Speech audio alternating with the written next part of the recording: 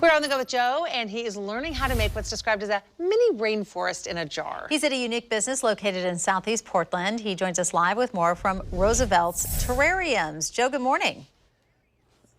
Good morning, guys. You know, it's actually been quite the education here with Sean Aid at Roosevelt's Terrariums. I am not exactly a master gardener. Whatever the exact opposite of that is actually probably what I am, Sean.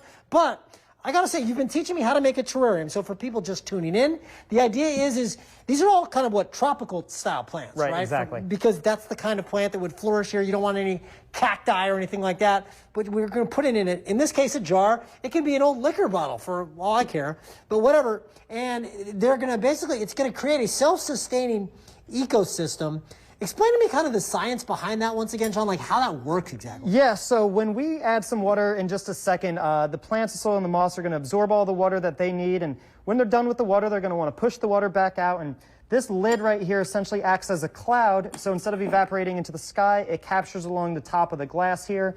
And that condensation eventually gets so heavy that it just falls back down onto the soil. And then we got a cool little dynamic going on between the soil and the plants. So the plants are always releasing oxygen, which is what the soil breathes in. Inside the soil, there's millions of little microorganisms. Those microorganisms are basically composting the soil, and through that process, they release carbon dioxide. That carbon dioxide is what the plants breathe in. So the plants produce what the soil needs, the soil produces what the plants need, and it's just a perfectly balanced relationship. And that's how we create the terrarium effect, which is that self-sustaining ecosystem. I think what's most amazing is that I actually understood what you said there, because I know nothing about science or gardening, but that makes total sense.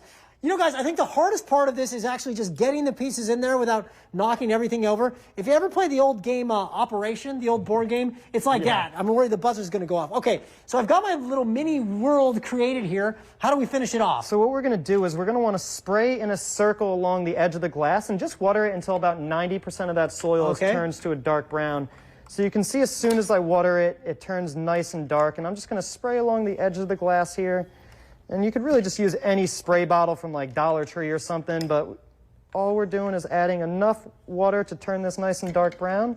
Put a little bit more in here. Now, while you're doing that, go ahead and finish that up. Oh, I'll tell you, Roosevelt's Terrariums, they're here off Hawthorne and 44th. And again, it's their 1-year anniversary under Sean's ownership, so they've got a sale going on through Sunday. We'll have more information at kptv.com. And once again, you can buy a completed terrarium or come in and learn how to create your own. Speaking of which, look at that. We have created life.